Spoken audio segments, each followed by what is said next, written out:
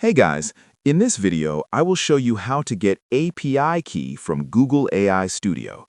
All right, let's begin. To get an API key from Google AI Studio, start by opening an internet browser. In the address bar, type studio.google.com and press enter. Once the website loads, look toward the bottom left side and click on Get API Key. This will open a panel where any existing API keys are displayed. To create a new key, click the Create button in the top right corner.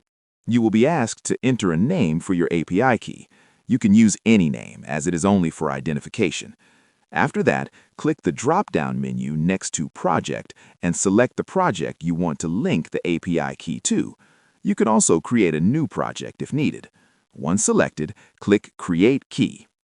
After a few seconds, your API key will be generated. Click on the key from the left panel to view its details. To use the key, click the copy icon and paste it into your application or project. You can also manage your keys by clicking the 3 vertical dots to rename them or delete them at any time. So that's basically how you can get API key from Google AI Studio. That's it for this video. Thanks.